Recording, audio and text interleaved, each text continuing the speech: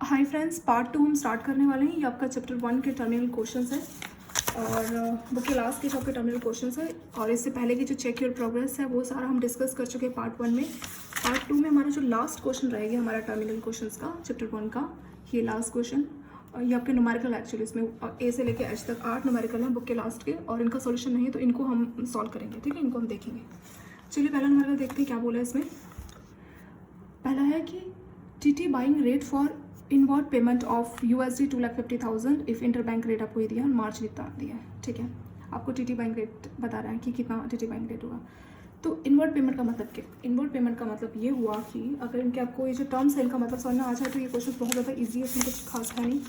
तो inward payment का मतलब बैंकों के पास फॉरेन करेंसी आ रही है। इनवर्ड मतलब इन, कम इन ऐसे बोलते ना, अंदर आना। ठीक है, तो इनवर्ड पेमेंट मतलब बैंकों के पास फॉरेन करेंसी आ रही है। अब कब आएगी फॉरेन करेंसी बैंकों के पास? ऐसा कब होगा?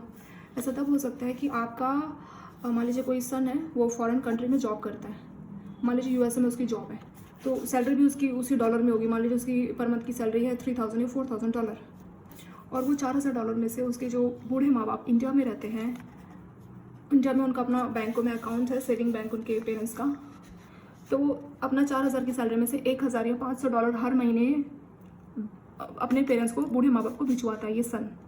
ठीक है, तो अभी वो क्या करेगा, वो डायरेक्ट तो नहीं भेज सकता, बैंकों के थ्रू ही भेजेगा। तो जो हमारा बैंक है उसके पास हर महीने $1,000 आएगा। किसके नाम पे आएगा? ये जो मान लीजिए इनके जो पेरेंट्स जो भी नाम है एक्स और वाई करके बोल सकते हैं, इनके फादर मदर का नाम एक्स, इनके नाम पे आएगा। ठीक है, तो ये बैंकों के लिए हो गया इनवर्ड रेमिटेंस। ठीक है, इनवर्ड पेमेंट जिसको बोलते हैं। तो इन्वर्ट का समझ में आ गया। इन्वर्ट में हमेशा बैंक क्या करता है? बाई रेट यूज़ करता है। और कौन सा? टीटी बाई रेट यूज़ करता है। टीटी क्यों बोला? टीटी का वर्ड हमने पार्ट 1 में भी देखा था, टेलीग्राफिक ट्रांसफर, मतलब पहले से बैंकों के नॉन टू अकाउंट में पेमेंट आ चुकी है और फिर बैंक हिसाब किताब लगा के कस्टमर को रुपी दे रहा है, इसीलिए टीटी रेट है। जो बिल बाइंग रेट है, सिर्फ जब कस्टमर अपना बिल लेके आएगा, ये मेरा बिल है, एक्सपोर्ट बिल है, देखिए इस पर लिखा है मेरे को $5 मिलने वाले, मेरे को अभी पैसे दे दो, ऐसा करके अगर एक्सपोर्टर बोल दे तो उस टाइम पे bank bill buying bill selling rate लगाता है। अगर एक्सपोर्टर है तो बिल बाइंग वरना बिल सेलिंग। लेकिन टीटी रेट तब लगता है जब बैंकों के जो अकाउंट है उसमें पहले से पैसा आ गया होता है, फिर बैंक उसको कन्वर्ट करके रुपी में उनके जो भी इंडिया में जो रिलेटिव है, पेरेंट्स जो हैं उनको भेजता है, तो उस टाइम पे टीटी का मतलब ये कि पहले से नॉस्टो अकाउंट में पैसा आ चुका है। और बाई क्यों लगेगा? बाई इसलिए लगेगा क्योंकि कभी भी बैंकों के पास अगर फॉरेन करेंसी आती है तो बैंकों के लिए बाई ट्रांजेक्शन होती है। बैंकों के लिए बाई क्यों होती है? कोई चीज़ आपके पास आएगी तो उसको आप बाई तो बोलोगे। जैसे आपके पास मान लीजिए आपने कुछ एक मोबाइल खरीदा, आपके पास एक मोबाइल आया है, तो आप ऐसे बोलोगे ना, मैंने मोबाइल बाई किया। वो बात अलग है कि फॉरेन करेंसी बैंकों के पास बैंकों की वजह से नहीं आ रही है, उसका जो मतलब जो भी उसके कस्टमर है उनके नाम पे आ रही है, मतलब बैंकों के नाम पे नहीं आ रही है, पर किसी के उनके जो कस्टमर है उनके नाम पे आ रही है। जैसे हमने बोला उसके माँ बाप जो है उसके नाम पे आ रही है, पर किसी के नाम पे भी आ रही हो, क्योंकि बैंकों के पास फॉरेन करेंसी आ रही है तो बैंकों के लिए बाई ट्रांजेक्शन होता है। और टीटी क्यों? क्योंकि ऑलरेडी नॉस्टो में पैसा आ चुका है। इस टाइम पे कोई ऐसा नहीं कि बूढ़े माँ बाप कोई बिल दिखा रही है, देखिए बिल, ऐसा कुछ भी नहीं हुआ ना, तो इसीलिए हमारा टीटी हो गया। तो टीटी बाइंग रेट लगेगा। ठीक है, ये आपको समझ में आ गया, इसमें टीटी बाइंग रेट लगेगा। और इनवर्ड पेमेंट तो बहुत सिंपल है, $2,50,000 है, पर हमें जानना है कि $1 के लिए बैंक क्या रेट लगाने वाला है कस्टमर से। देखिए इंटरबैंक रेट कितना है? 69.00/02। ये सब मैंने पहले से सॉल्व करके रखा है ताकि वीडियो बनाते टाइम पे कोई कैलकुलेटर वाली डिस्टर्बेंस ना हो। क्या है देखिए, 69.00/02 ये रेट गिवन है इंटरबैंक रेट। इसको कैसे लिख सकते हैं? ये जो 02 2 डिजिट है, इसकी 2 डिजिट को रिप्लेस करेगा, तो 69.00 ऐसे ही है, और 69 पॉइंट तक तो ऐसे टीज रहेगा। ये जो 02 है यहाँ पे आ जाएगा। ठीक है, इसको ऐसे लिख सकते हैं, लिख लिया। इसमें से कौन सा? टीटी बाइंग रेट ये हो गया और टीटी सेलिंग रेट ये हो गया। क्यों? बैंकों का एक कंसेप्ट रहता है ना, बाई लो सेल हाई, ये आपने सुना होगा, ये आपको हमेशा याद रखना है। बैंकों का क्या कंसेप्ट रहता है? बाई लो और सेल हाई, कि जब भी बैंक बाई रेट लगाएगा तो जो लो है वो लगाएगा। तो इन दोनों में से 69 और 69.02 में से छोटा कौन सा है? लो कौन सा है? ये लो है, और ये 2 पैसा ज़्यादा है ना, तो ये हाई है। तो ये लो है, ये हाई है, ये ज़्यादा है। तो इस फॉर्मूले से बाई लो सेल हाई, तो जो लो रेट है वो बाई होगा, तो इसीलिए ये जो बाई रेट है वो 69 है। और ये हमारा केस बाई का है। क्यों टीटी बाई का? क्यों? अभी हमने डिस्कस किया था ना, टीटी जो इनवर्ड रेमिटेंस रहती है, इनवर्ड पेमेंट जो है वो बैंकों के लिए हमेशा बाई रहता है, इसलिए टीटी बाइंग रेट लगेगा। कितना है? 69। इसमें मार्जिन गिवन आपको, कितना है मार्जिन? मार्जिन है 0.08%। देखिए मार्जिन टू बी चार्ज 0.08%, तो इसका जो मार्जिन है 0.08% चार्ज होगा। ठीक है, तो क्या करना है, जो भी रेट है उसका 0.08% कैलकुलेट करना पड़ेगा। तो रेट है 69 0.00 का मतलब 69 ही हो गया, और 0.08%, इसका परसेंट हटा के डिवाइड बाय 100। कैलकुलेटर में 69 को 0.08 से मल्टीप्लाई कीजिए और फिर 100 से डिवाइड कीजिए, ये वैल्यू आपको कैलकुलेटर में मिलेगी। ठीक है, ये वैल्यू हमारे कैलकुलेटर में आ गई, तो हमारा मार्जिन इतना आ गया। तो आपको मालूम होगा कि बाई के केस में बैंक क्या करता है, मार्जिन को माइनस करता है। ठीक है, जब भी बैंक कुछ बाई करेगा तो बैंक क्या करेगा, बाई का मतलब क्या हुआ, बाई का मतलब जैसे हमने बोला कि बेटे ने $1000 पेरेंट्स के नाम पे दिए, $1000 पेरेंट्स के नाम पे दिए। ठीक है, तो $1000 बैंक बाई करेगा। एग्जैक्टली बैंक क्या करेगा, बैंक उसके माता पिता को रेट बोलेगा कि $1 का हम आपको 70 रुपये में बाई कर रहे हैं, मतलब आपके हम डॉलर लेंगे, बदले में हम आपको रुपीज़ देंगे। तो इस तरह से बैंकों के लिए बाई हो गया। तो अगर कस्टमर बोलता है ओके, तो बैंक क्या करेगा, ये जो $1 का 70 रुपये लगाया है, तो 1000 अगर डॉलर आया तो 1000 इंटू में 70, यानी कितने 70,000 रुपये उसके माँ बाप को मिल जाएंगे। तो बैंक बाई कर रहा है, तो बैंक जो ये रेट बताता है, इस रेट में बैंक अपना मार्जिन क्या करेगा, क्योंकि फाइनली जो रेट बैंक बोलने वाला है उसको, वो पैसा, उस रेट का जो पैसा है वो कस्टमर के अकाउंट में क्रेडिट हो जाएगा। तो बैंक जो भी रेट बोलेगा उसमें अपना मार्जिन पहले से माइनस कर लेगा। तो अगर $1 का बैंक ने 70 बोला तो जो भी बैंक का मार्जिन इसमें पहले से बैंक ने माइनस कर लिया होगा। ठीक है, क्यों, क्योंकि अगर मार्जिन माइनस नहीं करेगा, मान लीजिए $1 का अगर बैंक ने 71 बोला, इसमें $1 का मार्जिन है, तो इस रेट पे जो पैसा कस्टमर के अकाउंट में चला गया 71,000 रुपये, तो मार्जिन का पैसा भी चला गया। इसीलिए बैंक ने जो रेट 71 था उसमें अपना मार्जिन पहले से माइनस कर लिया होगा, तो 70 हो गया। जो भी रेट फाइनली बताएगा, तो जो भी रेट है उसमें बैंक अपना मार्जिन माइनस कर लेगा, ताकि जो भी रेट बोला जाएगा उस वाले रेट से उस डॉलर की मल्टीप्लाई होकर वो पैसा कस्टमर के अकाउंट में क्रेडिट करना पड़ेगा। ठीक है, इसीलिए बाई के केस में हमेशा अपना मार्जिन पहले से कस्टमर माइनस करता है। अगर नहीं माइनस करेगा तो जो मार्जिन का पैसा वो भी कस्टमर के अकाउंट में चला जाएगा, फिर बाद में उसे थोड़ी मांगेगा कि मैंने आपको क्रेडिट किया, उसमें मेरा मार्जिन था, मेरे पैसे मेरे को वापस करो, या हम वापस ले रहे। तो बैंक सोचता है कि बेटर अपना मार्जिन पहले से साइड कर लो और फिर बताओ। ठीक है, ये इसमें कॉन्सेप्ट रहता है। इसलिए बाइंग के केस में हमेशा आप याद रखिए, बाई के केस में हमेशा मार्जिन माइनस होता है, जो भी मेरा रेट आता है, और मार्जिन माइनस, और सेलिंग के केस में क्या होगा, मार्जिन प्लस। इसको आप हमेशा याद रखिए। और इसका जो कंसेप्ट है ये मैंने यहाँ भी बताया, और जो BFM का हमने केस स्टडी स्टार्ट किया है तो उसमें भी मैंने आपको बताया कि क्या इसका रीज़न है। बहुत सारे हमने बाइंग के और सेलिंग के काफ़ी केस स्टडी देखी, फॉरेन एक्सचेंज की, वहाँ पे भी हमने काफ़ी केस स्टडीज में ये सब डिस्कस किया। ठीक है, आप शॉर्ट में इसको याद रख सकते हैं। तो इसीलिए जो मार्जिन आया था 0.055, तो उसको हमने माइनस कर दिया। सो 69 में से आप इसको माइनस करेंगे, 9 के पीछे 4 0 लगा दीजिए, तो कैलकुलेटर में 69 माइनस 0.0552 रखेंगे, तो ये वैल्यू आपको मिलेगी। फाइनली आपका TT बैंक रेट आ गया, यानी $1 के लिए ये रेट आपको बैंक बोलेगा। कितना था अमाउंट, $2,50,000 था ना, पहले क्वेश्चन में हमने देखा था ना, कितना था, 2,50,000। तो 2,50,000 के लिए क्या होगा, 2,50,000 और $1 का रेट है, इससे मल्टीप्लाई कर देंगे, तो ये इसका 17,23,000, सॉरी 1,72,36,200 इतना अमाउंट आ जाएगा। ठीक है, तो इतना अमाउंट पेमेंट होगा, पर सिर्फ रेट पूछा तो रेट ही होगा। आई होप आपको ये समझ में आ गया होगा। सेकंड देखते हैं, इसमें बोला है bill selling rate for import bill. जो इम्पोर्ट बिल है $1,00,000 का है, और इंटरबैंक मार्केट रेट कितना है 68.5600 और मार्जिन 0.20%। सो इसमें इम्पोर्ट बिल है, तो इम्पोर्ट बिल बैंकों के लिए कौन सा हो जाएगा, सेलिंग बिल सेलिंग रेट लगाएगा। ठीक है, इम्पोर्ट में कस्टमर करता क्या है, इम्पोर्ट का मतलब है कि बाहर की किसी फॉरेन कंट्री से सामान मंगाना। तो जो आपका कस्टमर है क्या करेगा, जैसे मान लीजिए USA से वो सामान मंगवा रहा है, ठीक है, बदले में उसको क्या करनी पड़ेगी, पेमेंट करनी पड़ेगी, डॉलर भेजने पड़ेंगे। ठीक है, तो जो बैंक है उसके पास डॉलर तो नहीं है, वो बैंक को रुपीज़ देगा, एक रेट में बात होगी, उतने रुपीज़ देगा, और फिर वो डॉलर में कन्वर्ट करके बैंक जो है डॉलर फाइनली उस US वाले इंपोर्टर को, मतलब जिस एक्सपोर्टर को, जिसने हमारे इंपोर्टर कस्टमर को सामान भेजा, तो उसको पेमेंट दे देगा। तो यानी जो इंपोर्टर कस्टमर है उस केसेस में बैंक के पास से फॉरेन करेंसी बाहर जाती है। जैसे एक्सपोर्टर क्या करता है, फॉरेन करेंसी लेके आता है, वैसे इंपोर्टर की वजह से बैंकों के पास से फॉरेन करेंसी जाती है। क्योंकि बैंकों के पास से फॉरेन करेंसी जाती है तो इसमें क्या लगता है, सेलिंग रेट लगता है। ठीक है, कोई चीज़ आपके पास आएगी तो आप उसको बाई बोलेंगे, कोई चीज़ आपके पास से जाएगी तो आप बोलोगे मैंने उसको बेच दिया, क्योंकि तभी मेरे पास से चली गई। आपके पास कोई कार थी पुरानी या पुराना मोबाइल कुछ आपने बेच दिया, तो सेलिंग रेट, यानी आपने उसको बेच दिया, आपके पास से चलेगी दूर।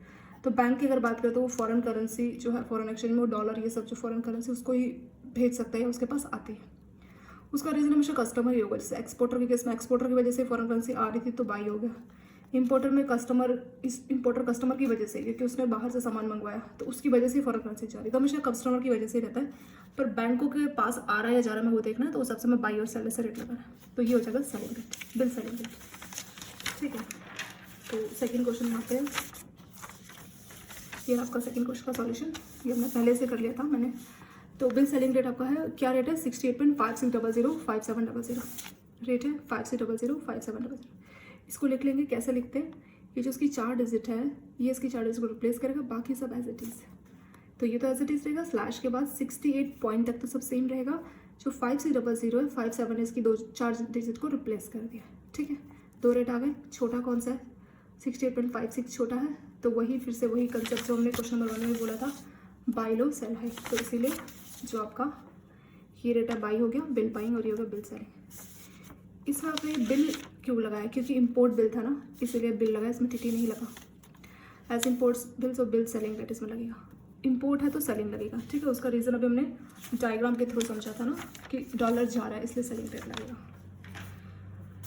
चलिए, तो हमने डिसाइड कर लिया इसमें से ये और ये, तो ये वाला हमारे काम का है, ये हमारे किसी काम का नहीं है, ठीक है। तो रेट हो गया 68.5700, रेट लगा लिया। फिर से मार्जिन कितना दिया बताइए, 0.20%। तो मार्जिन हमने 0.20% का कैलकुलेट करना है। कैसे करेंगे मार्जिन अमाउंट, ये जो है इसका 0.20% कैलकुलेट करेंगे, पॉइंट हटा के डिवाइड बाई 100, कैलकुलेटर में इसको इससे मल्टीप्लाई डिवाइड बाई 100 करेंगे तो ये वैल्यू आपको मिलेगी। इस वैल्यू को अगर 4 डिजिट तक लेना तो आप ऐसे बोल सकते हैं, ये आपका मार्जिन आ गया। बाई में मैंने आपको यहाँ बताया था कि बाई में हमेशा मार्जिन माइनस होता है, और सेलिंग के केस में मार्जिन प्लस। चाहे टीटी बाइंग हो या बिल बाइंग हो तो मार्जिन हमेशा माइनस होगा, चाहे टीटी सेलिंग हो बिल सेलिंग हो मार्जिन हमेशा प्लस होगा, ठीक है। इसीलिए इस केस में प्लस होगा क्योंकि ये बिल सेलिंग है। सो जो मार्जिन हमने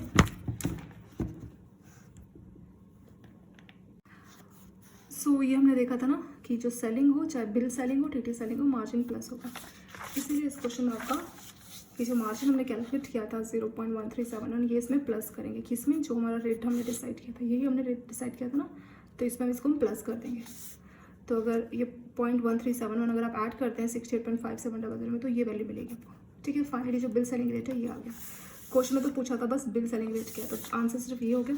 अगर हमें अमाउंट जानना है तो कितने का बिल है, 1 लाख USD का, तो $1 का वैल्यू है 68.7071। ऐसे अगर $1,00,000 की बात करें तो 1 लाख को इसे मल्टीप्लाई कर देंगे, ठीक है, 68.707, तो क्या आंसर आ जाएगा, ये आंसर आ जाएगा। तो फाइनली इतना अमाउंट जो है कस्टमर से बैंक लेगा, इतने पैसे लेगा, क्योंकि इंपोर्टर में काम कैसे चलेगा, इंपोर्टर में पेमेंट करनी है तो बैंक उसको बोलेगा कस्टमर का इंपोर्टर का बिल है, मतलब इंपोर्ट कस्टमर बिल लेके आए कि मेरे को $1,00,000 भेजने हैं, ये जो इंपोर्टर ने सामान मंगवाया इसका कीमत है 1 लाख, तो इसने बोला मुझे $1,00,000 भेजने हैं। तो बैंक ने क्या किया, बैंक ने रेट बताया कि $1 का आपको इतना रुपए लगेगा, $1 का आपको 68.7071 लगेगा, ये हम कैलकुलेट कर चुके हैं ना। उसने बोला ठीक है, तो 1 लाख भेजना है तो 1 लाख को मल्टीप्लाई करेंगे 68.0, तो इतना रुपये आ गया। तो बैंक क्या करेगा, इंपोर्टर को बोलेगा अपने अकाउंट में आप 68, ये कितना हो गया 68 लाख हो गया ना, तो बोलेगा अपने अकाउंट में 68,70,071, यानी जो इंपोर्टर का अकाउंट है, सेविंग बैंक अकाउंट, इस बैंक में जो भी है करंट अकाउंट है, तो उसमें इतना बैलेंस होना चाहिए, इतने रुपए होने चाहिए, क्योंकि कैलकुलेशन के हिसाब से इतना आ रहा है।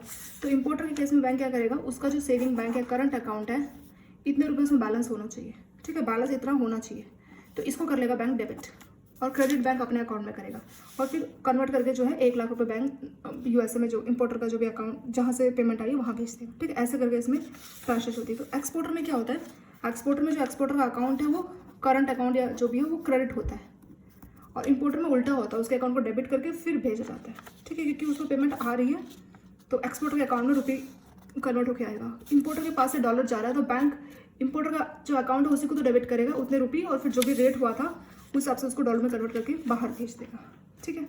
तो इतना रुपये इंपोर्टर के अकाउंट से डेबिट होगा। सेकंड का आंसर भी सॉल्व हो गया।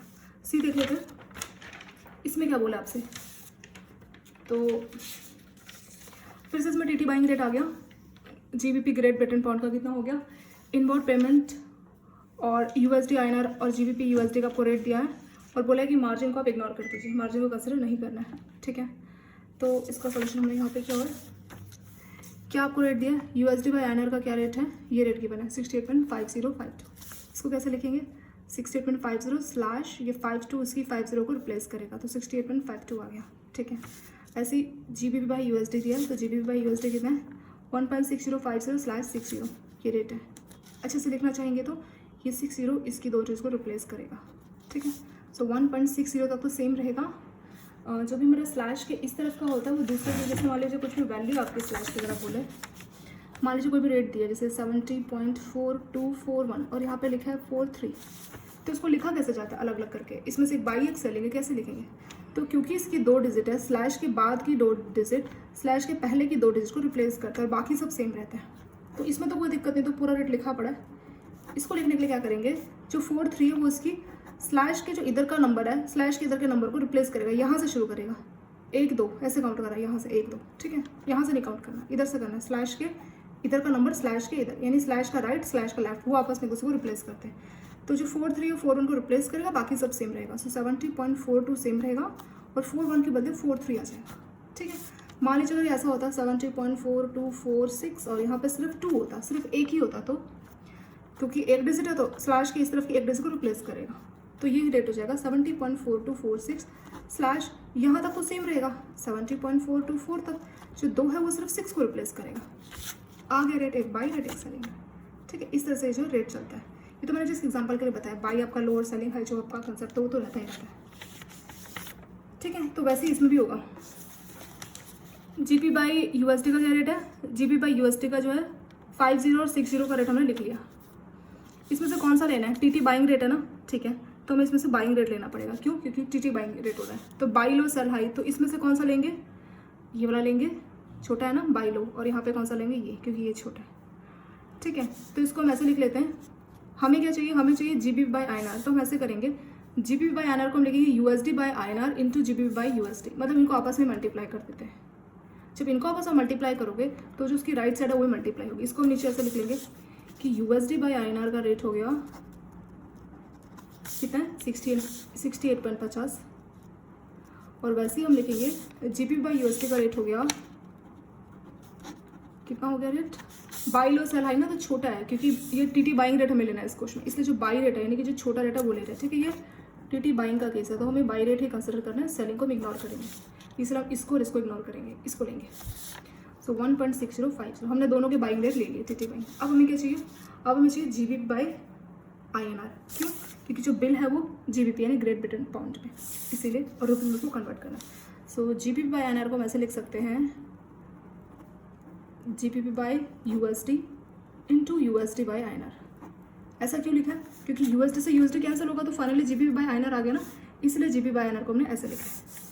तो जीबी बाई यूएसडी कितना था, जीबी बाई यूएसडी कितना दिया था 1.6050, और यूएसडी बाई आईएनआर कितना दिया 68.50, वही हमने यहाँ किया, देखिए 68.50 और 1.6050, इनको आपस में मल्टीप्लाई करके कैलकुलेशन मैंने आपको नीचे यहाँ पे बता दें, कुछ नहीं, दोनों को कैलकुलेटर मल्टीप्लाई करेंगे, ये आ जाएगा। फाइनल रेट क्या आ गया कि 1 जीबीपी इतने आईएनआर के बराबर, यानी एक रेट पॉइंट का वैल्यू हो गया 109.9425 इंडियन रुपीज़, ठीक है। कितना हमारा बिल कितने का, 50,000 का बिल है, 50,000 जीबीपी, तो 50,000 का क्या हो जाएगा 50,000 मल्टीप्लाई का ये, तो इतने रुपये आ जाएंगे, ठीक है। तो ये जो है इसका आंसर हो गया सी बनेगा। डी देख लेते हैं, TT selling rate, TT buying क्या, टीटी सेलिंग रेट करना है, ठीक है।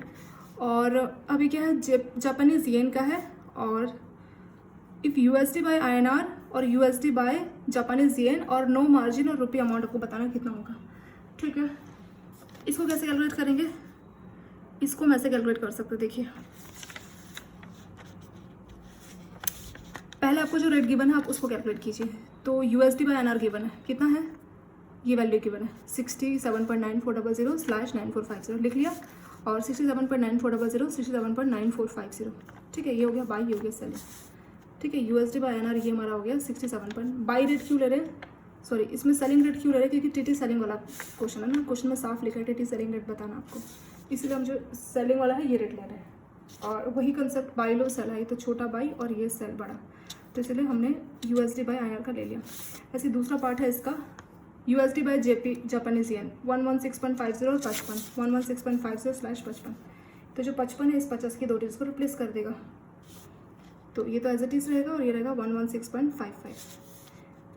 अब एक और बात है इसमें, देखिए इसमें करना क्या है, आपका यूएसडी बाय जापानीज येन ये आ गया। अब हमें क्वेश्चन में पूछा क्या, जापानीज येन हमें चाहिए और इंडियन रुपीज़, यानी हमें रिलेशन चाहिए जेपीवाई और आईएनआर में, क्यों, क्योंकि जो बिल है वो जापानीज येन में 1 लाख जापानीज येन है। अब हमें चाहिए रिलेशन किस में, जापानीज येन और आईएनआर में। आपको दिया क्या, हमको जो दिया है वो यूएसडी बाय आईएनआर और यूएसडी बाय जापानीज येन है, तो दोनों ही केसेस में जो यूएसडी है और इसमें जो एक्स्ट्रा है हमें जापानीज येन और INR चाहिए, तो जो बच गया एक्स्ट्रा तो वो कैंसिल हो जाना चाहिए, पर यहाँ पे कैंसिल नहीं होगा। क्यों? क्योंकि जो पहला रेट है वो है USD/INR और दूसरा USD/जापानीज। दोनों ही केस में अगर इसको मल्टीप्लाई भी करते हैं, मान लीजिए USD/INR, जैसे हमने इससे पहले वाले में किया था USD/जापानीज येन, दोनों ही सूटों में क्या होगा देखिए, USD कैंसिल ही नहीं हो रहा। हम चाहते हैं कि कैंसिल हो जाए। कैसे कैंसिल करेंगे? कैंसिल करने का एक तरीका है। क्या तरीका है? तरीका ये है कि जो ये हमारा ये जो USD/जापानीज येन है इसको हम अपोजिट कर देते हैं। अपोजिट मतलब 1/, जो भी इसका रेट होगा USD/जापानीज उसका 1/, हम कर देंगे। ठीक है, इसीलिए जो हमारा रेट है 116.50, तो उसको हमने क्या लिखा है 116.50। इसको आप ऐसे भी रख सकते हैं, USD/जापानीज येन आ गया ये रेट 116.50, 116.5। तो हमें तो ये रेट लेना चाहिए था, हमने ये वाला रेट क्यों लिया? क्योंकि हमने इसको क्या कर दिया, उल्टा कर दिया। उल्टा मतलब USD/JPY को हमने क्या कर दिया, JPY/USD कर दिया। उल्टा लिखा ना, न्यूमरेटर और डिनोमिनेटर की हमने जगह चेंज कर दी। पर क्यों चेंज की? उसका पर्पस मैंने आपको ये बताया था, अगर हम नहीं करते तो USD मल्टीप्लाई हो रहा है, हमें इसको कैंसिल कर रहे हैं, USD एक्स्ट्रा, इसलिए हमने इसको उल्टा कर दिया। हमेशा ये एक तरह की आपका क्रॉस रेट का क्वेश्चन हो गया। ठीक है, आपका टॉपिक हो गया क्रॉस रेट। क्रॉस रेट का इससे पहले वाला भी था, पर डिफरेंस ये था उसमें USD देखिए एक बार ऊपर है और यहाँ पे एक बार न्यूमरेटर में या डिनोमिनेटर, तो कैंसिल हो गया था आसानी से। तीसरे क्वेश्चन में देखिए कितना आसानी से कैंसिल हो गया था, है ना। इसमें दिक्कत आ रही, कैंसिल नहीं हो रहा है, USD ऊपर आ रहा है। तो इस तरह के केस में क्या करेंगे कि हम उसको उल्टा कर देंगे, यानी 1/, करेंगे। सो जो USD/जापानीज येन है इसको हम क्या करेंगे 1/116.50 करेंगे। पर इसमें हमने ऐसा क्यों किया, हमने ये वाला रेट क्यों नहीं लिया, इसको हमने क्यों नहीं उसको, क्योंकि हमने इसकी जगह चेंज की है ना। जैसे हमने इसकी जगह चेंज किया वैसे हम इसकी जगह भी चेंज कर देंगे और 1/, आपको लगाना है। ठीक है, यही इसका रीज़न, और इसमें कुछ नहीं। क्योंकि जो फॉरेन करेंसी ये आपका मैथ्स की तरह नहीं है कि आप आसानी से, जैसे ये USD/, ये जो आपका स्लैश का साइन है ये आपके मैथ्स के इस साइन को नहीं डिनोट कर रहा है। ऐसा नहीं है कि अगर A/B है और यहाँ पे लिखा है 2/3, इसको अगर हम B/A लिखेंगे तो ये 3/2 हो जाएगा। ये तो मैथ्स का सिंपल कंसेप्ट है कि A/B 2/3 था तो B/A 3/2, क्योंकि इसको हमने उल्टा कर दिया, न्यूमरेटर डिनोमिनेटर की जगह चेंज कर दी, तो इसकी भी जगह चेंज हो गई। ये तो नॉर्मल जब मैथ्स का ये हो साइन, रेशो का कंसेप्ट है। लेकिन ये जो आपका स्लैश है ये रेशो नहीं है, ये स्लैश मतलब ये आपके फॉरेन एक्सचेंज की चीज़ बता रहा है। तो इसमें कैसे होता है, इसमें क्या तरीका है, जगह तो इसमें भी चेंज हो जाएगी लेकिन 1/, आ जाता है। ठीक है, 1 आपको कंसिडर करना है, ये सिंपल चेंज नहीं होगा। चेंज तो होगा, ये यहाँ पे आ जाएगा, ये यहाँ पे आ जाएगा, लेकिन इसको 1/, करना है। और फिर वो वाला कंसेप्ट क्या हुआ, बाय लो सेल हाई का, ये इसलिए हुआ है, उसको भी आपको भी लॉजिक समझ में आ जाएगा। देखते हैं अभी। देखिए जापानीज येन बाई USD हमने इसका जगह चेंज किया और ये 1/, हो गया। ठीक है, हमने ये वाला रेट लिया, क्यों? क्योंकि हमारा जो सेलिंग रेट ये था, बाइंग रेट था। बाई लो सेल हाई, हमें सेलिंग रेट चाहिए। ठीक है, क्योंकि हमने क्या किया है, USD/जापानीज येन को जापानीज येन बाई USD किया, तो बाई और सेल हमारा चेंज हो जाएगा, और साथ में चेंज होने के साथ यहाँ पर रेशो भी 1 आएगा। ठीक है, रेशो 1 आएगा। अब देखिए जापानीज येन बाई USD का वैल्यू आ गया 116.50, और यहाँ पे क्या था, जो बड़ा रेट था 9450, ये बड़ा था ना सेल हाई, तो सेलिंग रेट ही आ गया। तो USD/INR और जापानीज येन बाई USD। अब क्या करेंगे, हमें चाहिए JPY/INR, सो JPY/USD इंटू USD/INR लिखेंगे। JPY/USD का वैल्यू कितना है 116.50 इंटू USD/INR का वैल्यू कितना है 67.9450। क्योंकि ये देखिए ये डिवाइड में आ रहा है, कहाँ आ रहा है, डिवाइड में आ रहा है, और इसको इससे आपको डिवाइड करना है। ठीक है, 67.9450 को इससे आप डिवाइड करेंगे तो ये वैल्यू आपको मिलेगी। ठीक है, इसीलिए ये तो आपका 1 जापानीज येन हो गया। ये क्या हो गया, 1 जापानीज येन हो गया। इसीलिए जो जापानीज येन है देखिए बहुत कम अमाउंट आ गया, इसलिए जापानीज येन को 1 नहीं दिखाते, 100 दिखाते हैं। ठीक है, तो इससे अगली लाइन क्या हो जाती कि 100 जापानीज येन का कितना वैल्यू हो जाता है, ये तो 1 का है, तो 100 का हो जाता 58.32, है ना। 1 जापानीज येन का वैल्यू हो गया 5.5832, तो 100 का कितना हो गया 58.32। इसलिए जो हम अभी हमने पार्ट 1 में देखा था ना कि जो जापानीज येन और जो आपका इंडोनेशियन रुपया और ये सब 100 में देखते हैं, 1 में नहीं देखते, क्योंकि इनका बहुत ज़्यादा कम वैल्यू रहता है। ठीक है, पॉइंट्स के भी कम आ जाता है, इसीलिए इसको 100 जापानीज येन का आ गया 58.32, ये रेट आ गया। आपका 1 लाख था तो 1 लाख का कितना हो गया, 1 लाख इंटू में मल्टीप्लाई करेंगे तो 58,320 आपका आंसर आ जाएगा। ठीक है, 100 का वैल्यू इतना है तो 1 लाख का कितना है, इतना आ जाएगा 58,320 रुपये। अब एक और बात, जब भी आपको ये जो अगर आपको जैसे क्रॉस रेट में इस तरह का कभी भी इशू होता है तो कैसे इसको करते हैं, याद रखना है। अगर सेम कैंसिल हो जाए, जैसे क्वेश्चन नंबर 3 में हुआ था, आसानी से कैंसिल, इसमें कोई दिक्कत नहीं है। बाई रेट सेलिंग रेट सब हमें मालूम है। अगर TT बाइंग का है तो अपना रेट लेंगे, बाई लो सेल वाला। लेकिन जब अगर ये अपोजिट हो जाए, अपोजिट मतलब USD साथ साथ आ रहा हो, तो उसको अपोजिट करने के लिए हमें क्या करना पड़ेगा, ये आपको जो नोट करना है, आपको यही वाली बात नोट करनी है, ये आपको याद रखना है इसको कैसे इसको सॉल्व किया जाता है। USD/JPY आपको दिया हुआ है, ये वैल्यू है, तो TT सेलिंग है तो हमारा रेट ये बनता है, कायदे से ये बनता है क्योंकि बाय लो सेल हाई। लेकिन ये उल्टा हो गया, उल्टा मतलब USD/JPY को हमने क्या किया, सॉरी ये हमने यहाँ पे कुछ भी नहीं यहाँ से किया है, USD/JPY को हमने क्या किया JPY/USD। इसीलिए क्या करेंगे, पहले तो हमें 1 लगाना है और इनका वैल्यू भी चेंज हो जाएगा।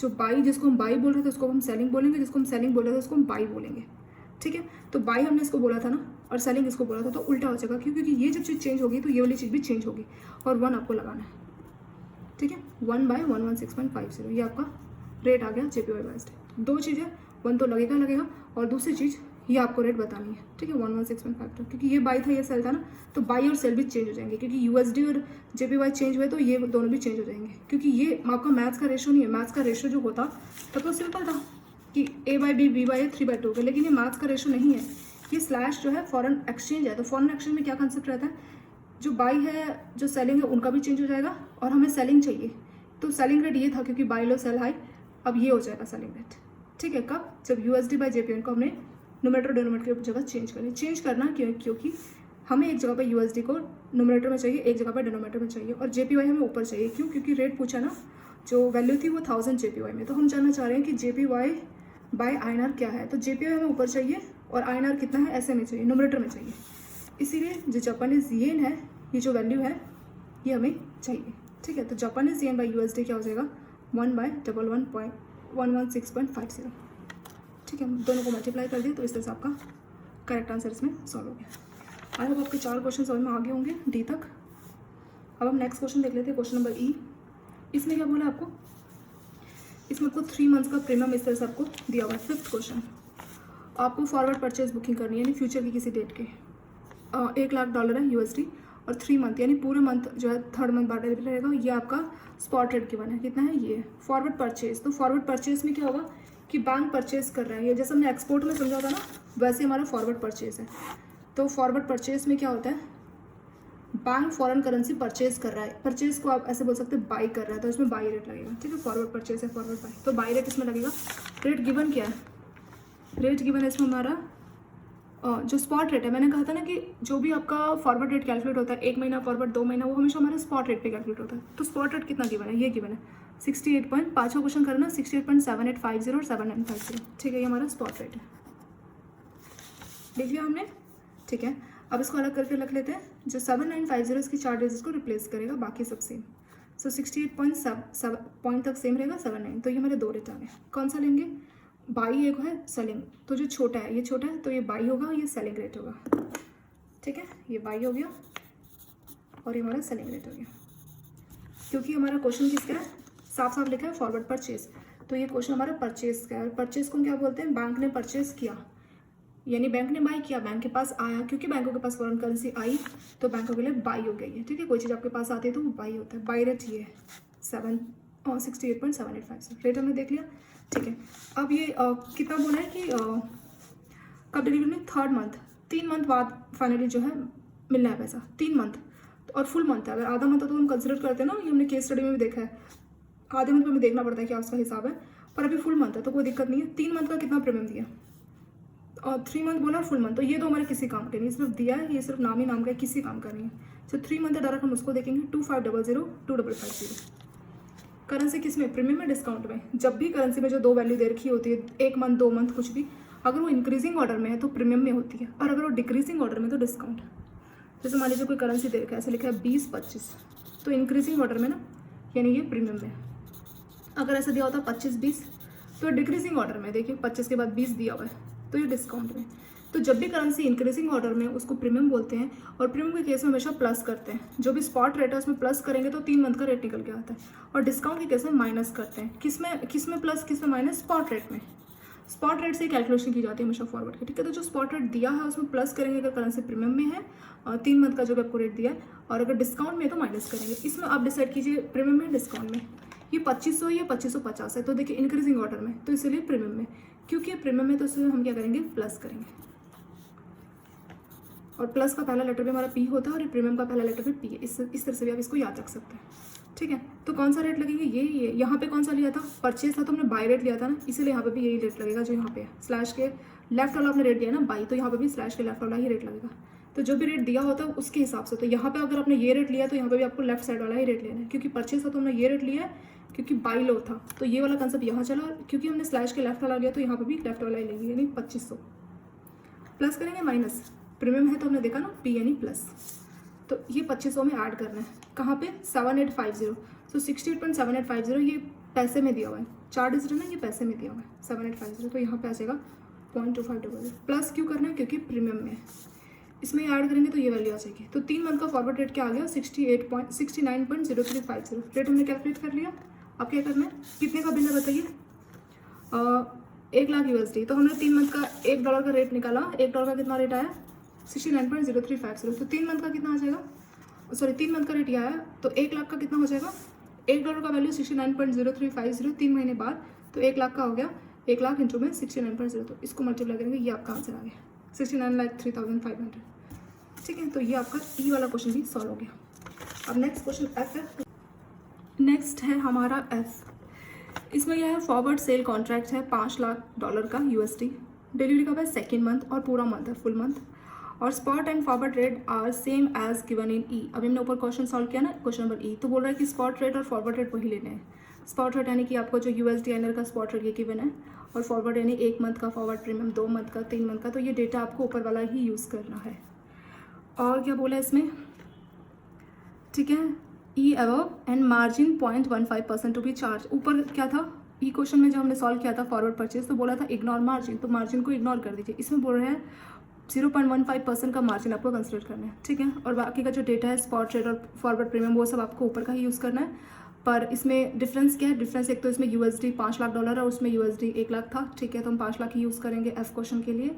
और इसमें डिलीवरी 2nd मंथ है और वहाँ पे 3rd मंथ था। और सबसे बड़ा डिफरेंस जो ऊपर का क्वेश्चन है फॉरवर्ड परचेज का था और ये सेल कॉन्ट्रैक्ट है, सबसे बड़ा डिफरेंस यही है, ठीक है। चलिए स्टार्ट करते हैं। तो स्पॉट रेट क्या है, यही वाला स्पॉट रेट लेना है, ई वाले का है ना, डेटा ई का। तो स्पॉट रेट है 68 पॉइंट, USD INR का स्पॉट रेट कितना है 68.7850/7950, लिख लिया स्पॉट रेट।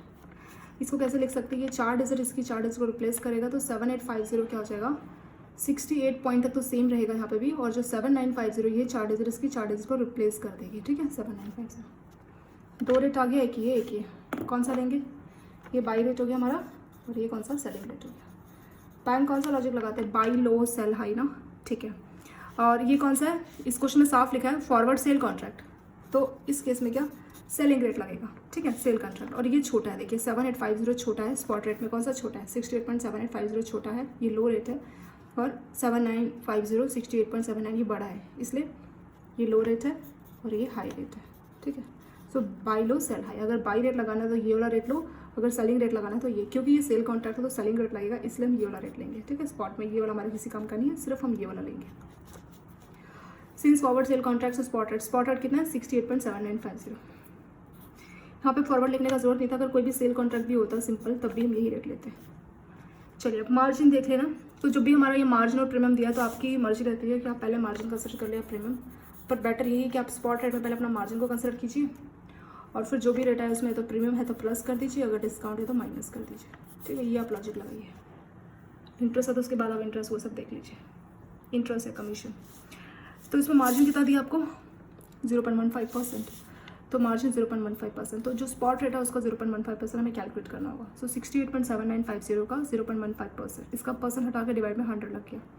कुछ नहीं करना, कैलकुलेटर में लिखना है 68.7950 मल्टीप्लाई बाय 0.15 डिवाइड बाय 100, तो आपके कैलकुलेटर में ये वैल्यू मिलेगी। एक्चुअली ये वैल्यू नहीं, इसमें 7-8 डिजिट मिलेगा, ऐसे मिलेगा 10310 से करके बहुत सारा मिलेगा, तो आप 4 डिजिट लेंगे तो 0.1032 आपने 4 डिजिट तक ले लिया।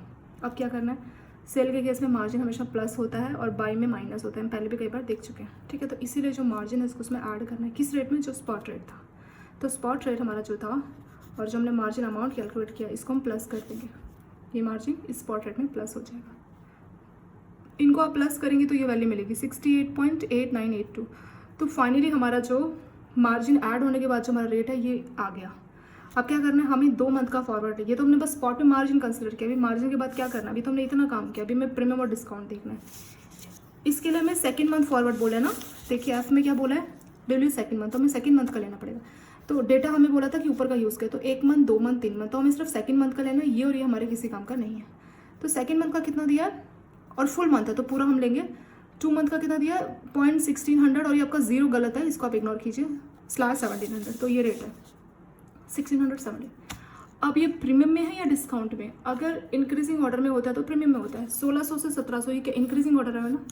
अगर ये उल्टा होता, मान लीजिए यहाँ 1700 होता और ये 1600, तो क्या होता है डिक्रीजिंग ऑर्डर, तो डिस्काउंट हो जाता। क्योंकि ये इंक्रीजिंग ऑर्डर में तो ये हो गया प्रीमियम, और प्रीमियम का पहला लेटर पी है, पी यानी हमें प्लस करना है, ठीक है। तो इनमें से कौन सा लेंगे, आगे वाला पीछे वाला? हमने यहाँ पे कौन सा लिया था, जब हमने रेट लिया था तो आगे वाला लिया था पीछे वाला, क्योंकि हमारा सेलिंग का हमने ये वाला लिया था ना, इसीलिए राइट वाला ही लेना, स्लैश के इधर वाला, स्लैश के इधर वाला, तो इसीलिए इस बार भी स्लैश के इधर वाला राइट वाला लेंगे, क्योंकि इस बार हमने 7950 राइट वाला लिया था। देखिए, तो ये राइट वाला 1700 लेंगे, और प्रीमियम है तो हमें प्लस करना है, इसीलिए जो हमारा रेट निकल के आया अभी मार्जिन के बाद, उस रेट में हम इसको प्लस कर देंगे, प्लस करके आपको ये वैल्यू मिलेगी। तो फाइनली 2 मंथ का फॉरवर्ड रेट, मार्जिन हमने स्टार्टिंग में एडजस्ट कर लिया, प्रीमियम हमने अभी ऐड कर दिया, तो फाइनली रेट कितना आया 69.0682, ये हमारा फाइनल रेट आ गया। कितना डॉलर था? एफ में बोला था $5 लाख, तो 5 लाख डॉलर, यानी बैंक ने बोला कि $1 के लिए आपको इतना पैसा, सेल कॉन्ट्रैक्ट है, यानी $1 के लिए आपको इतना पैसा देना है, तो $5 लाख के लिए कितना देना पड़ेगा, 5 लाख मल्टीप्लाई बाय 690682, तो इतना पैसा कस्टमर को देना पड़ेगा, ठीक है। तो बैंक ने क्या किया, कस्टमर के डॉलर सेल, मतलब ये जो है dollar sell, actually buy purchase और सेल में डिफरेंस क्या है। परचेज में बैंक क्या करता है, कस्टमर के जो डॉलर है वो परचेज करेगा, यानी कि मान लीजिए एक्सपोर्ट कस्टमर का बैंक परचेज करता है, क्यों? क्योंकि एक्सपोर्टर के नाम पे मान लीजिए $5000 आए, तो बैंक ने बोला $1 का 70 रुपये और $5000 का 7×5 यानी 3,50,000, तो बैंक उस अकाउंट में 3,50,000 भेज देगा। ये हो गया परचेज का। सेल में जो अपोजिट है कि इंपोर्टर को पेमेंट करनी, तो बैंक क्या करेगा, कस्टमर के बिहाफ पे वो जो है फॉरेन करेंसी बाहर भेजेगा, तो बैंक एक रेट बोला कि $1 के लिए आपको 69.0682 रुपीज़ देना पड़ेगा। इंपोर्टर बोलेगा ओके ठीक है, तो बैंक बोलेगा आपके 69 और आपको $5 लाख भेजने हैं, क्योंकि उसको क्या करना है, वो चाहता है कि इंपोर्टर को पेमेंट हो, तो बैंक के लिए सेल कॉन्ट्रैक्ट है, क्योंकि बैंक की पॉकेट से $5 लाख जाएंगे, कस्टमर की वजह से जाएंगे, तो बैंक क्या करेगा, उसके अकाउंट से 5 लाख मल्टीप्लाई बाय 69.0682, तो कितना आया 3,45,34,100, तो इतना रुपीज़ वो बैंक उसके अकाउंट से डेबिट कर लेगा, और बदले में बैंक के पास क्या आ जाएंगे, $5,000 आ जाएंगे, और वो $5,000 बैंक इंपोर्टर की पेमेंट कर देगा। तो जब भी सेल होता है तो का मतलब बैंक क्या सेल कर रहा है, बैंक फॉरेन करेंसी सेल कर रहा है, यानी बैंक $5 लाख भेज देगा इंपोर्टर के लिए, लेकिन उससे पहले कस्टमर से बोलेगा 3,45,34,100 रुपये अपने अकाउंट पर रखना, उसको हम डेबिट करेंगे, और बदले में उसको हम $5,000 बन गया, उसको हमने कन्वर्ट किया $5,000, और वो $5,000 हम आपके लिए भेजेंगे, तो इसलिए ये बैंकों का सेल होता है। तो सेल के केस में बैंक हमेशा कस्टमर के अकाउंट को उतने रुपये से डेबिट कर लेता है जितना अमाउंट हम फाइनल में कैलकुलेट करते हैं, और परचेज में जो भी अमाउंट आता है उतना पैसा कस्टमर के अकाउंट में क्रेडिट होता है, ठीक है। इस केस में सेल में हमेशा कस्टमर का अकाउंट क्या होगा, इस रुपये से डेबिट हो जाएगा। तो कई बार पूछ भी सकते हैं कि अकाउंट डेबिट होगा क्रेडिट होगा, तो सेल में हमेशा डेबिट होता है और परचेज में हमेशा क्रेडिट होता है। एग्जाम्पल मैंने आपको बताया, एक्सपोर्टर के लिए क्या होता है, हमेशा जो भी, जैसे 3,50,000 हमने एग्जाम्पल समझा था ना यहाँ पे, तो एक्सपोर्टर के अकाउंट में 3,50,000 रुपये क्रेडिट होंगे, लेकिन अगर सेल कॉन्ट्रैक्ट है इतना पैसा डेबिट होगा इंपोर्टर का, और $5 लाख बन गया, वो फॉरेन जो है इंपोर्टर जिसको बोलेगा उसको फॉरेन करेंसी में पेमेंट कर दी जाएगी, ठीक है। तो बैंकों के लिए वो सेल हो गया, और परचेज कॉन्ट्रैक्ट हमेशा बाई रहता है। जी देख लेते हैं नेक्स्ट क्वेश्चन नंबर 7। इसमें कितना है, फॉरवर्ड परचेज कॉन्ट्रैक्ट $1 लाख है, ठीक है, और इसमें कैंसिल करना है। देखिए, to be cancel if interbank की आपको रेट दिया है, टीटी का परचेज़ का ये आपको मार्जिन दिया है, टीटी सेलिंग का ये मार्जिन दिया है, तो बोल रहा है कि फॉरवर्ड परचेज में आप कैसे करेंगे। जी क्वेश्चन, पहले रेट देख लेते क्या है, 68.5125 और 5175, इसको कैसे लिखेंगे, 5125 और ये 5175, इसकी 4 डिजिट को रिप्लेस करेगा, तो 68.5175 ये दूसरा रेट हमारा हो गया, ये बाइंग हो गया और ये सेलिंग रेट हो गया, ठीक है। अब क्या करना है इसमें आगे, क्योंकि ये हमारा कौन सा है, ये जो हम जी सॉल्व कर रहे हैं कौन सा था, फॉरवर्ड परचेज कॉन्ट्रैक्ट था, और उसको बाद में कैंसिल करना है। तो फॉरवर्ड परचेज कॉन्ट्रैक्ट था, तो वो कैंसिल किस में होगा, टीटी सेलिंग। ये हमने देखा था ना कि जो फॉरवर्ड परचेज क्या होगा, परचेज यानी कि बाई, तो जो बाई है वो कैंसिल किस में होगा, टीटी सेलिंग में होगा। अगर सेलिंग होता तो टीटी बाइंग में होता है, ये जस्ट अपोजिट रेट में कैंसिल होता है, ठीक है। तो टीटी सेलिंग रेट में कैंसिल होगा। टीटी सेलिंग रेट कौन सा है, एक ये है, ये है, बाई लो सेल हाई, तो जो बड़ा है वही होगा, तो ये बड़ा है, इसीलिए 68.5175 का हमने रेट लिया। कितना मार्जिन दिया? अगर टीटी परचेज का मार्जिन की बात करें तो 0.08 और टीटी सेलिंग की मार्जिन 0.15, तो हमने तो टीटी सेलिंग रेट लिया है, तो इसीलिए 0.15 वाला रेट लेना हमें। तो इसका 0.15% कैलकुलेट करेंगे, 68.5175 का 0.15 कैलकुलेट किया तो ये आ जाएगा। और फाइनल रेट क्या हो जाएगा? सेलिंग के केस में मार्जिन क्या होता है? हमारा जो सेलिंग रेट है ना, टीटी सेलिंग रेट लिया, तो टीटी सेलिंग के केस में मार्जिन हमेशा प्लस होता है, बाइंग में मार्जिन माइनस होता है, तो इसीलिए जो मार्जिन आया इसको हमने प्लस कर दिया। किसमें? जो हमारा रेट था कितना था? 68.5175, इनको प्लस करने के बाद ये फाइनल रेट आया। $1 का वैल्यू कितनी है? 68.6203, इतना हमारा फाइनल रेट आ गया है जी में। वट रेट कितना, किस रेट पे कैंसिल होगा? इस रेट पे कैंसिल होगा। कितना अमाउंट था? USD $1,00,000, तो अगर हम अमाउंट की बात करें तो $1,00,000 को मल्टीप्लाई करेंगे, इतना जो है अमाउंट हमारा आ जाएगा। ठीक है, इतना अमाउंट देना है कस्टमर को, क्योंकि कैंसिल हो चुका है, टीटी जो परचेज है वो कैंसिल हो चुका है। अब लास्ट आपका H क्वेश्चन है, what difference to be charge और pay to the customer in our question if original contract was book. बोल रहा है स्टार्टिंग में जो बुकिंग हुई थी तब इतने में हुई थी 69.7500 पर USD। बोल रहा है डिफरेंस का क्या होगा, क्योंकि आप कैंसिल कर चुके हैं। तो देखिए कितना था, ओरिजिनल बुकिंग कितने में हुई थी? 69.7500, और कौन सी बुकिंग थी? परचेज वाली बुकिंग थी। बैंक ने क्या किया? परचेज किया था। तो परचेज के केस में होता क्या एग्जैक्टली? परचेज के केस में ये होता है कि जिस भी रेट में बैंक ने आपका परचेज किया, तो आपने, बैंक ने आपके कितने डॉलर की बात हो रही है इसमें? $1,00,000, तो बैंक ने आपके $1,00,000 परचेज किए और बदले में आपको $1,00,000 परचेज किए, बदले में आपको रुपये दे दिया, रुपये आपके अकाउंट में क्या कर दिया? क्रेडिट कर दिया। ठीक है, आपके अकाउंट में पैसा आ गया, $1,00,000 आ गया, $1,00,000 के हिसाब से जो भी रेट बना था, रेट वैसे हाई कर देख लेते हैं। तो ओरिजिनल बुकिंग हुई थी, H क्वेश्चन कर रहे हैं, बोल रहे हैं इसी ऊपर वाले क्वेश्चन से बताइए क्या रेट कस्टमर से चार्ज लेना है, पैसा या कस्टमर को पे करना है इफ ओरिजिनल कॉन्ट्रैक्ट। तो बुकिंग का जो रेट बैंक ने बताया था 69.75, तो ओरिजिनल जो रेट था वो क्या था? 69.75 ये रेट था। ठीक है, चलिए, तो बैंक ने आपको बोला कि $1,00,000 हम आपको परचेज करेंगे, आपको रेट 69.75 का लगाएंगे। कस्टमर ने बोला ओके, तो 1,00,000 का मल्टीप्लाई करेंगे 69.75, तो बैंक ने जो है उसका कॉन्ट्रैक्ट लिया और कस्टमर के अकाउंट में 69.75 ये ट्रांसफ़र कर दी। परचेज का मतलब ही है कि बैंक फॉरेन करेंसी रखेगा और बदले में आपको एक रेट बताएगा, अगर आप उस रेट से हैप्पी हैं, ओके हैं, तो उतना रुपये आपके अकाउंट में क्रेडिट होगा, वो होता है परचेज। सेल में जैसे अपोजिट होता है, जैसे इंपोर्ट का हमने देखा था कि आपके अकाउंट आपको एक रेट बताएगा, जो भी रुपये बनेगा उतना रुपये आपके अकाउंट से बैंक क्या करेगा? डेबिट कर लेगा और बोलेगा इतना सफिशिएंट बैलेंस रखना। इंपोर्ट कस्टमर को बोलेगा बैलेंस रखना और उतना पैसा डेबिट कर लेगा, उसको डॉलर में कन्वर्ट करके भेज देगा इंपोर्टर की पेमेंट के लिए। ठीक है, क्योंकि ये परचेज है तो ये हमारा एक्सपोर्टर का केस हो गया, यानी बैंक ने डॉलर परचेज किया और रुपये कस्टमर को दिए, तो कस्टमर के अकाउंट में इतना रुपये आ गया होगा शुरू में जब परचेज किया था, अभी कैंसिल कर दिया, तो परचेज का ये जो पैसा रेट दिया है 69.7500, तो इस रेट के हिसाब से इतना पैसा कस्टमर के अकाउंट में क्रेडिट हो गया होगा। ठीक है, अब जब कैंसिल किया है, इससे पहले वाले क्वेश्चन में बोला था कि कैंसिल किया, तो कैंसिल कितने में हुआ है? 68,62030, इस रेट पे कैंसिल हुआ है, यानी ये पैसा कस्टमर के अकाउंट से क्या करना है? बैंकों को डेबिट करना है। पहले तो कस्टमर के अकाउंट में क्रेडिट किया था, अब डेबिट करना है। कितना डेबिट करना है? 6975 जो है उसमें से 68,62030 इतना डेबिट करना है उसके अकाउंट से, क्योंकि कैंसिल हो चुका है। तो 6975 उसमें से 68,620 क्या है? तो कस्टमर के अकाउंट में इतना क्रेडिट बैलेंस रह गया होगा, चार्ज है पे टू द कस्टमर, तो इतना पैसा कस्टमर के अकाउंट से रह गया होगा, क्योंकि स्टार्टिंग में बैंक ने, अगर आप देखिए कस्टमर ने मान लीजिए कुछ भी नहीं किया, वो बैलेंस एज इट इज है, तो पहली बार कस्टमर का जो रेट था वो कुछ जो क्योंकि फॉरेन एक्सचेंज है तो रेट बदलता रहेगा, जब कैंसिल किया तब रेट कुछ हो सकता है, जब बुक किया तब रेट कुछ हो सकता है। ठीक है, तो जब बुक किया तो रेट ज़्यादा था $1 का 69.75, और अभी जब कैंसिल किया तो रेट कम हो गया 68.5175। ठीक है, यानी कि जब कस्टमर से चार्ज करना है, उसके पैसे डेबिट करना है, तो रेट कम हो गया, और जब उसको पैसा देना था तो रेट ज़्यादा था उस टाइम पे, तो इसलिए कस्टमर को उसमें बेनिफिट हो गया। ठीक है, तो इतना पैसा क्रेडिट कर दिया था और डेबिट करना है कैंसिल अमाउंट, यानी अब कैंसिल होगा, यानी उसके अकाउंट से पैसे निकाल लिए जाएंगे, तो बैंक क्या करेगा? 68,62,000 रुपये उसके अकाउंट से डेबिट कर लेगा, तो उसके अकाउंट में डिफरेंस कितना रह जाएगा? तो अगर उसका बैलेंस आपने कुछ नहीं किया, मतलब कस्टमर ने 1 भी रुपये नहीं निकाले उस अकाउंट से, तो बैलेंस बैंक ने ट्रांसफर किया था, क्रेडिट किया था इतना, और कैंसिलेशन के टाइम पे डेबिट इतना करना पड़ा, क्योंकि रेट जो है कम हो गया अभी, इसकी वजह से कस्टमर को फ़ायदा हुआ। तो कितना बैलेंस उसके अकाउंट में रह गया होगा डिफरेंस? बैंक ने इतना भेजा था और इतना अकाउंट डेबिट कर लिया, इतना क्रेडिट किया था, इतना डेबिट कर लिया, तो डिफरेंस 1,12,000 उसका क्रेडिट बैलेंस रहेगा।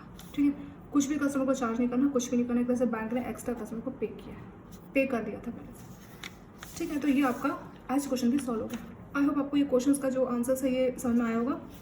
और इसको एक बार देख लीजिए आप, और बाकी के जो क्वेश्चन उनके जो टर्मिनल क्वेश्चन है हम आगे की वीडियोज़ में इसको डिस्कस करेंगे। और thank you so much for watching this video.